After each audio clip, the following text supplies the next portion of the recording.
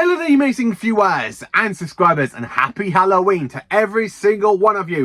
So for this special video, I'm going to tell you every single Doctor Who story I like to rewatch on Halloween night or Halloween day if I've got the day off from work. I've watched it out of work today, so I haven't watched any Doctor Who to do with the spookiest day of the year. But that's going to change because I'm going to sit down and watch one after I've done this video. And after that, I'll probably watch another one. And then after that, I'll probably go to bed. And then tomorrow, when I finish work, I'll probably go back and rewatch another one. Because I love Doctor Who. I love rewatching Doctor Who all year round. So, but yeah, that's me. But yeah, I know some people don't watch Doctor Who all year round. It's like, what kind of a saddo watches Doctor Who all year round? Me! But yeah, Halloween is definitely my favourite time of the year. And Doctor Who is my favourite time. Oh, well, my favourite TV programme of all time. So this is literally the one night I can actually say, you know what, after horror films, horror franchises, I always love to rewatch Doctor Who after I've watched a horror film. So here are the stories I love to revisit on Halloween. So these stories I consider to be terrifying, absolutely brilliant. I mean, some of these stories are absolutely fantastic and definitely right off the bat amazing. So the Doctor has travelled through time and space battling against vampires, robot mummies. But yeah, some stories are absolutely brilliant. And there are some stories out there that kind of like zombie themed, as you can tell. But yeah, let's talk about my favourite episodes I love to revisit on Halloween. So coming off right at the bat, it has to go to Wild Blue Yonder. I do enjoy this one. This is definitely the weak link for me in the 60th anniversary specials because I do like the Starbase and I love the giggle more. I mean, the fact I got the giggle on a t-shirt says how much I love the giggle. Wild Blue Yonder's definitely got that terrifying, creepy moment with the not things, you know, my arm's too long or my jaw's too long. And I do like the fact this story is literally a fantastic, horrifying episode.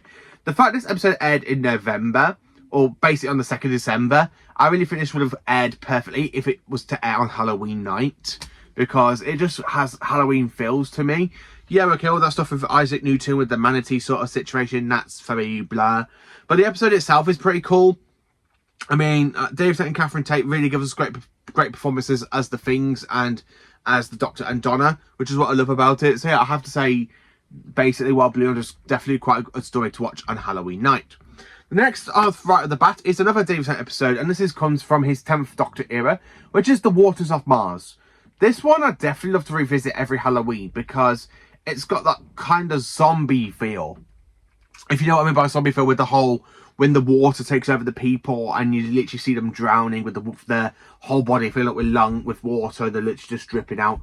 It really gives you like zombie type moments. Yeah, okay, there is some good moments in this one when the Doctor realises that really he's the time of victorious and that he goes a little bit too far by trying to save everybody, but he does fail.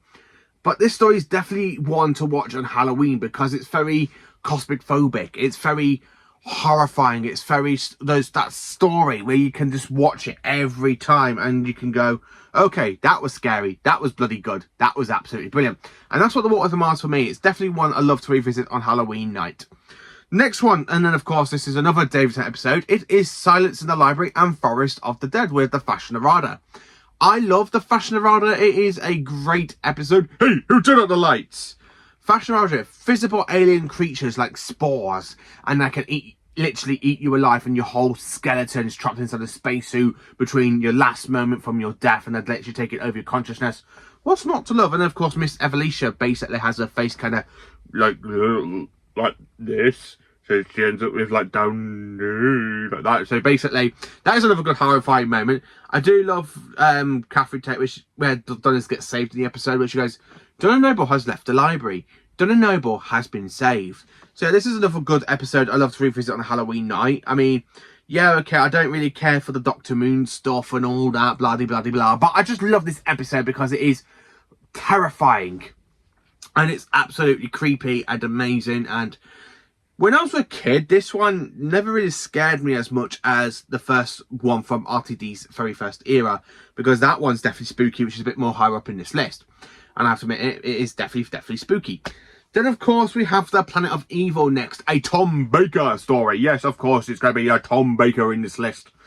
I just love the fact Planet of Evil is literally a Jekyll and Hyde story. It's one I can rewatch any time of the year, but I have watched this twice on Halloween for the last 2 years.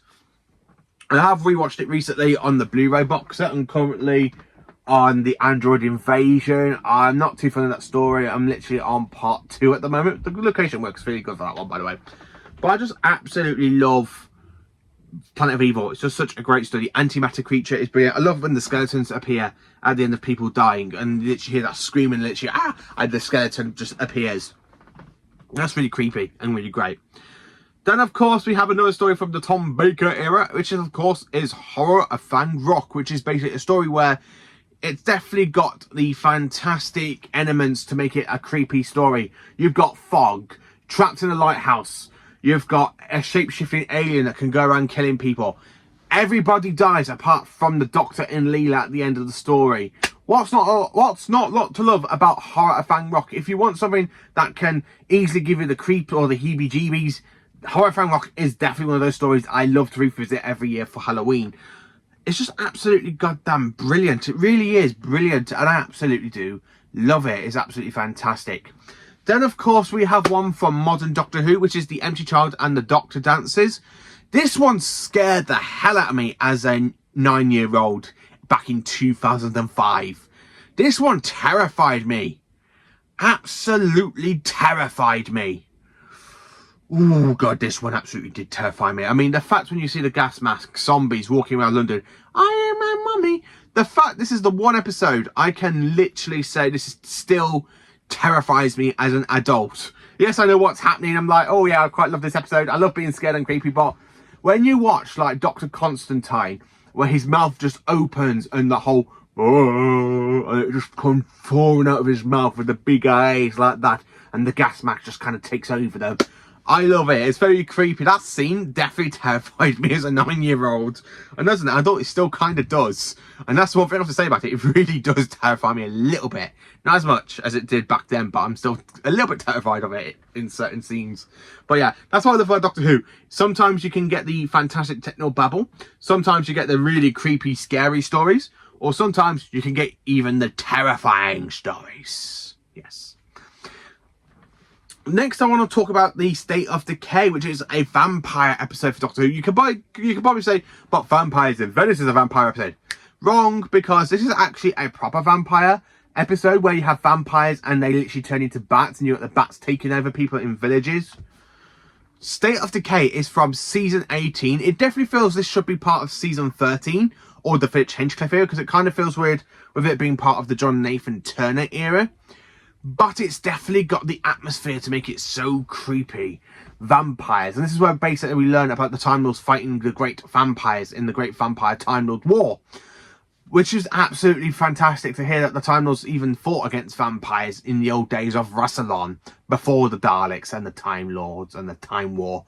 I just love this story. It's really great, creepy. The fact that we're literally going to turn Adric into one of them and Romana. And the fact when you see the bodies kind of decompose at the end of the story when the Doctor literally uses their space rocket to shoot up and come back down straight into the great vampire's heart.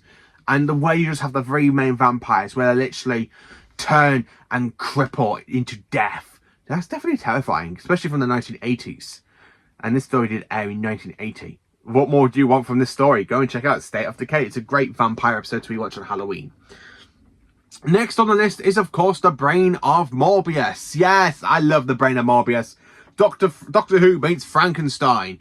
I just love it. I love the Sisterhood of Khan. The Brain of Morbius is definitely one to revisit on Halloween.